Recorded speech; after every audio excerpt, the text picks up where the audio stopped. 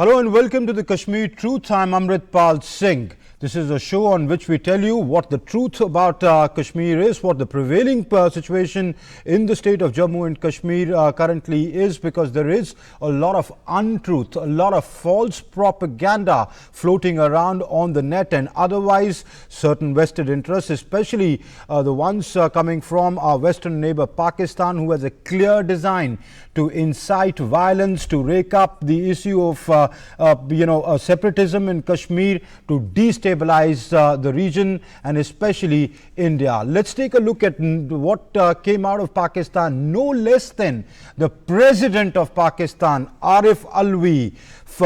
He put out a fake video. The President of Pakistan, Dr. Arif Alvi, put out a fake video saying this is Srinagar yesterday. Despite curfews, bans, blackouts, tear gas and firing, no amount of operation brutality can suppress the resentment of the Kashmiri against India. They want freedom at all costs. This is what the President of Pakistan says, and please retweet and let the world know this is a fake post. This video is a fake video. This is not the video of the Jammu and Kashmir or Srinagar. This is a video, in fact, of people protesting in Pakistan occupied Kashmir. The Pakistan President, having kept aside the dignity of his post, seems to be indulging in scheming of false propaganda about Kashmir by Pakistan. So you can imagine when a state's head of the state puts out a fake video, indulges in propaganda, you know what the intentions of Pakistan really are. Filmmaker Shekhar, and no less than BBC put out a fake video some time back. Filmmaker Shekhar Kapoor raised questions on the BBC report on Kashmir. He asked, "You call Kashmir India occupied Kashmir? I'm surprised as to why don't you call the Northern Ireland as Britain occupied Northern Ireland." The BBC, which is the English public broadcaster, Britain's public broadcaster, calls it Indian held Kashmir or Indian occupied Kashmir.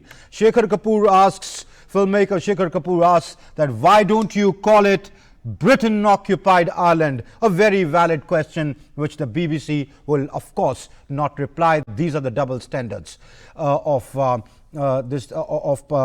BBC, of some international media which have vested interests. And of course, we've put out what Dr. Arif Alvi said. I'll ask my producer if we have that tweet by Radio Pakistan, where Radio Pakistan had said, the Sri Lankan president had said something, but later Sri Lanka denied not having said that. They said, this is the tweet Sri Lankan Radio Pakistan, the official radio of the government of Pakistan, said. It said, Sri Lankan president says Jammu and Kashmir is a disputed territory and expressed his desire that it should be resolved according to the wishes of the Kashmiris and the UNSC resolution. And this is what they said. And then Sri Lanka had to put out a press release saying there is no such statement that the president of Sri Lanka made. So look at the organs of the state. We are not talking about non-state actors here. The state of Pakistan indulges in fake, false propaganda when it comes to Kashmir. And let's give you actually what the ground situation on the ground is. Let's take a look at what Kashmir looked today. I'll ask my producer to play those visuals. A gentleman took a drive from Srinagar to Baramulla and to see what the situation there was.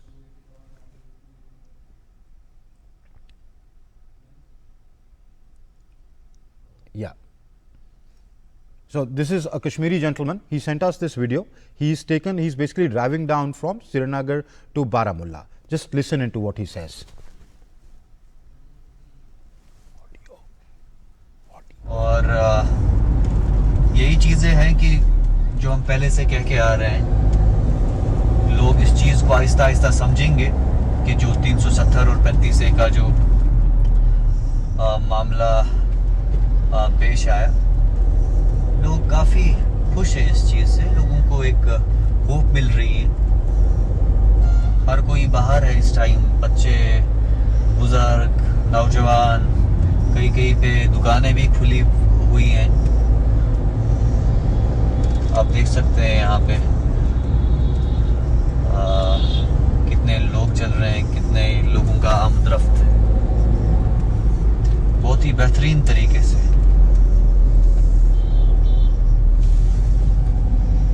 सब बढ़िया चल रहा है।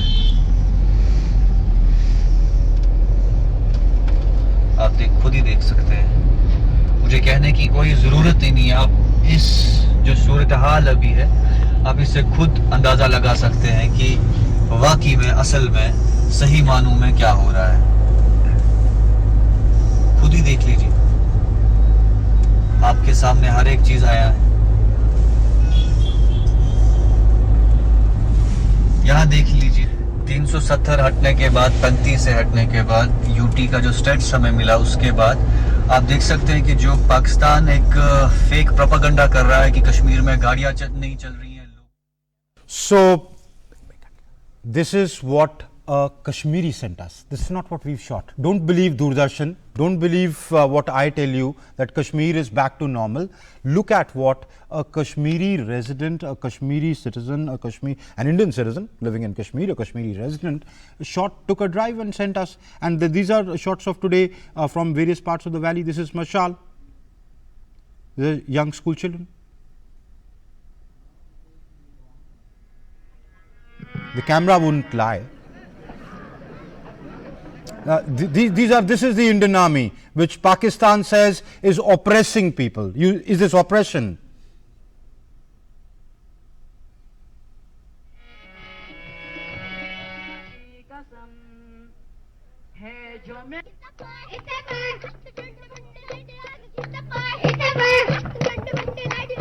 Is the 53 Brigade, the 56 RR Rashtriya Rifles, are they oppressing these little children?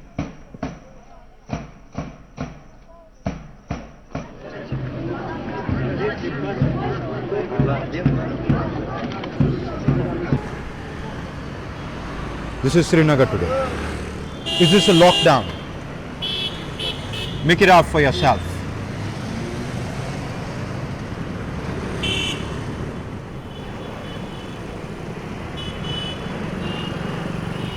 Yes, some shops are shut. We're not saying normalcy has completely returned to the valley. It's coming back. The restrictions are being eased out. There is a communication gag, and the reason for that essentially was to stop the sort of propaganda that our Western neighbor is spreading. And they want to incite people. Children playing in the playgrounds in Baramulla. This is Baramulla. And today, these are shots of today. Every day we play you fresh shots for you to see for yourselves and make up your mind that what the valley looks like. So we are not saying all is well, everything is back to normal, life is how it was earlier. It is limping back. And the reason for the communication network slowly being eased out, landlines have started becoming operational in some areas, it is going on, is essentially the internet, yes, is not back, but to stop that sort of propaganda where you say the world is crashing down on you, there are atrocities. You put out fake videos from Pakistan occupied Kashmir and then say they are from Srinagar. So, for somebody who's not gone out and seen, it can incite violence. Lives of people are at stake, and that is why those restrictions. Yes, those restrictions should go. Yes, the situation should get back to normal. Yes, the people should live fearlessly. Yes, the children should go to schools. Yes, the transport should be back on the roads. It is slowly coming back. Schools are slowly opening. Primary, middle is opened up. High school should be open. Young boys 15, 16 can be incited. That age is such. So that's the reason why those restrictions are. And the Jammu and Kashmir administration has dismissed rumors about shortage and overpricing of medicines in Kashmir. The administration said that maximum chemists are open in the valley.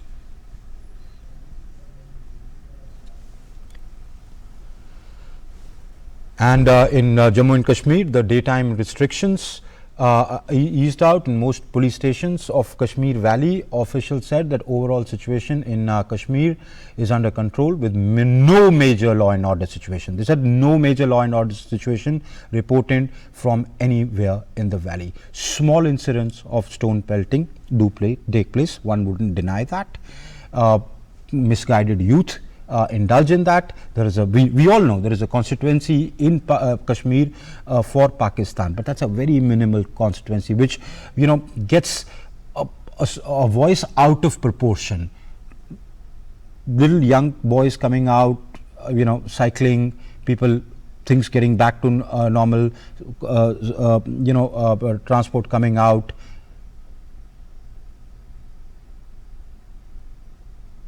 And the Jammu and Kashmir Director General of Police, Dilbag Singh, has said that action against the terrorists will continue, chairing joint security review meetings with the Director General of BSF, Rajnikant Mishra. The DGP said that measures taken by the police and security forces have borne good results.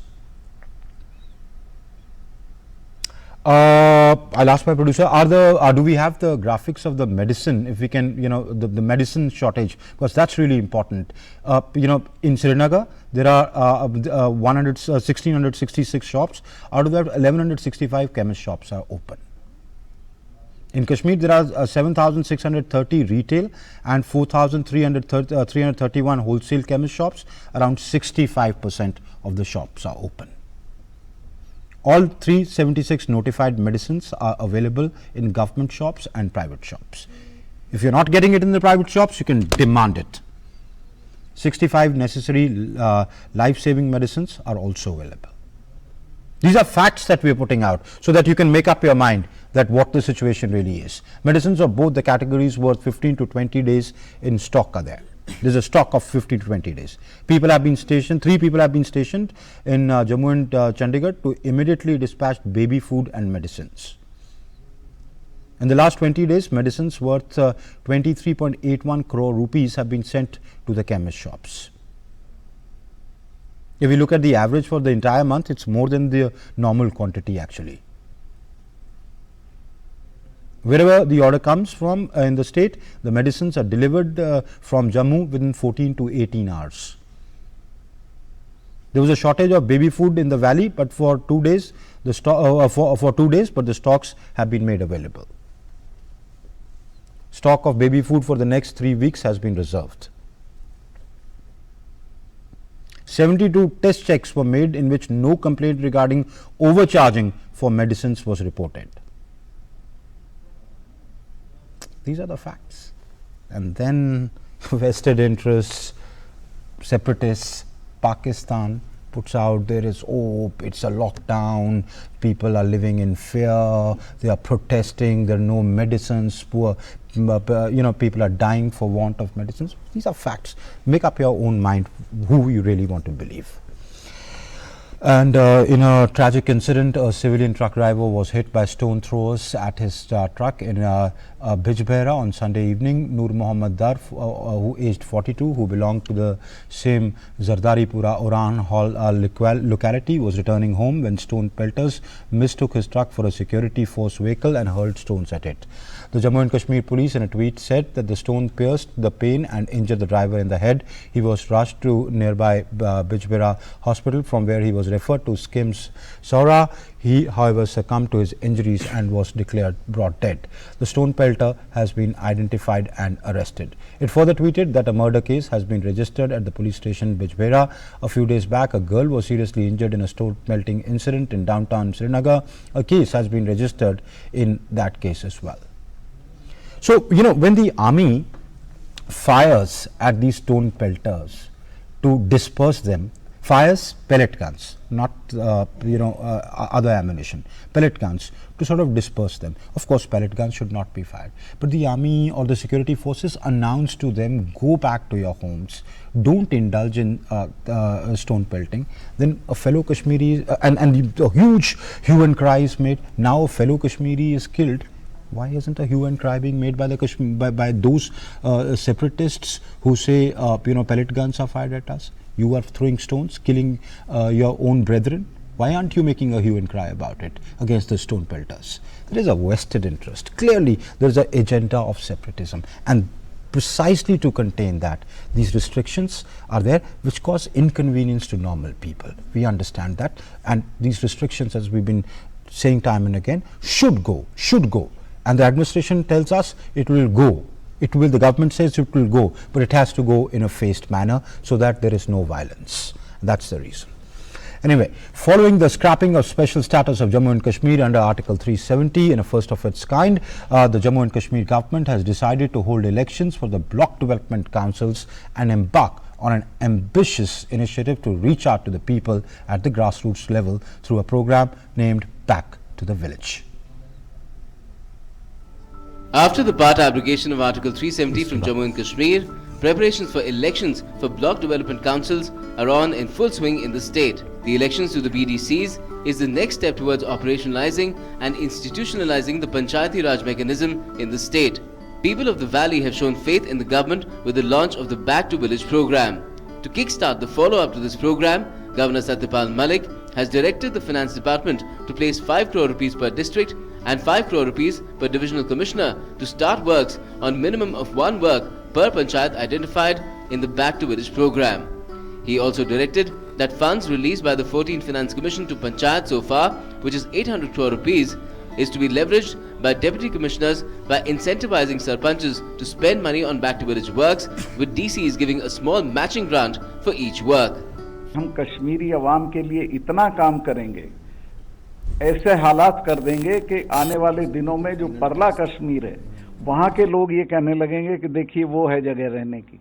हम कश्मीरी जनता की, उनकी अस्मिता की, उनकी पहचान की, उनकी culture की, उनके जॉब्स की, उनकी जमीन की, सबकी रक्षा करेंगे। हम उनका कोई नुकसान नहीं होने देंगे। Local residents say development of the state is their main concern.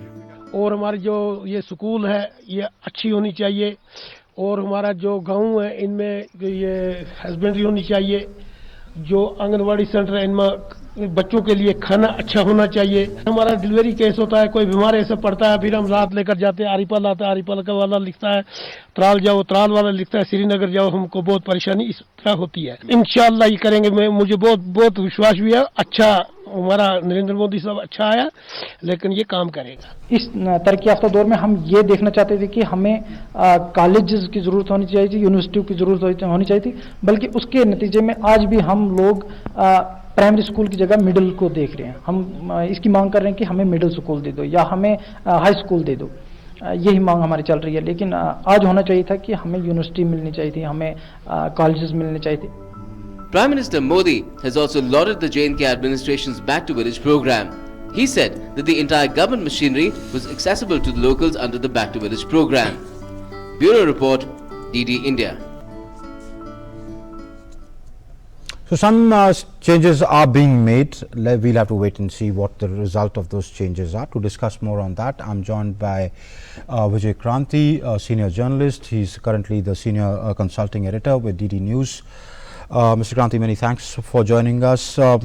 Let's first begin with the announced Block Development Council elections. What effect do you think will they have straight away on the lives of the people of the valley of Jammu? You know, I think the government's decision to go ahead with this Block Development Council elections, this itself is a very clear answer to all that propaganda and narrative which some quarters are creating, and especially unfortunately this time the Pakistan government is openly out to create that narrative. But I think this is one of the wisest steps the Jammu Kashmir government, especially the governor, has taken to go ahead with these elections, because rather than going and telling that everything is fine, let the people come and speak out. You remember a few months ago in Jammu and Kashmir there were elections for the panchayats, and this was the second time panchayat elections were taking place in Jammu and Kashmir. I think the first one was in 2011. For about 60 years the rulers of Jammu and Kashmir, they were bent upon not allowing the Kashmiri people, Jammu Kashmir people, to have the benefits of Panchayati Raj. The reason was that those thousands and thousands of crores of rupees which were going from New Delhi to Kashmir, Srinagar, and then through Srinagar it was going to other places within Jammu and Kashmir. Unfortunately, what was happening, there are these interest groups, and if we name them, they are National Conference, they are PDP, they are the local version of the Congress party of Jammu and Kashmir, and those Hurriyat people, the terrorists, and all other those people. They had a vested interest to ensure that the money which comes from New Delhi, it should go through their pockets. And the result was that instead of development works in the state, whether it is Kashmir Valley or Jammu or Ladakh, a lot of the money was going to these wrong pockets. So these people had a vested interest that the system should stay like this. So they were not in favor. So you're saying finally in 2011 the first elections of Jammu for panchayats happened, and these forces at that time, they prevailed in the sense that a large number of sarpanchis and panchis were murdered. They were shot dead. And the fear was so much that many of them, those did not contest. They resigned, those who were elected. And this time Modi government has played the same card against these terror groups and these vested interest. It ensured that all these sarpanchis, panchis who will be elected will be given full protection. The result was, when panchayat elections were announced, Dr. Farooq Abdullah, Mufti Begum Mehbooba, they announced publicly there will be bloodbath in Kashmir Valley if you go for elections for the panchayat, or the whole Kashmir will be on fire. And I think the central government took a decision. They said, okay, let's go, let's see. And do you know the result? Even when all these people, including Hurriyat and terrorists, they threatened people against going for vote, and they issued calls for boycott. And do you know how much percentage? 80% of people Kashmir came out and people voted for it.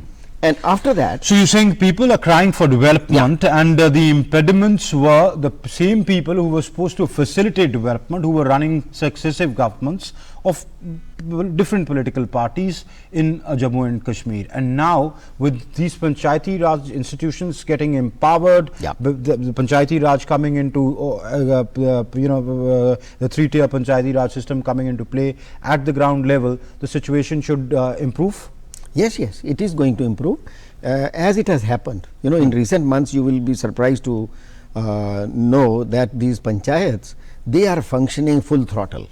The central government, especially the Prime Minister Modi, had announced that he had told the panchayats that soon after elections we will transfer money and not will transfer it to the Srinagar government.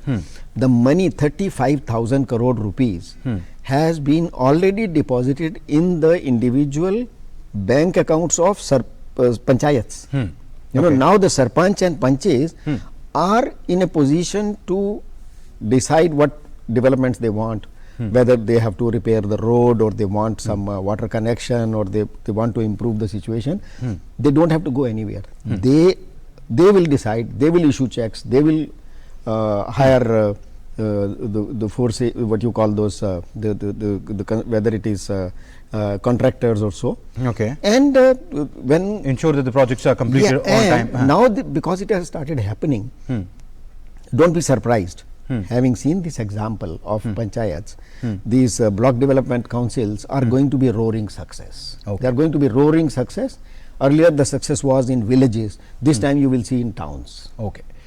All right. So development, you argue, Mr. Kranti, that is what really people need, yes, and you have to remove the impediments.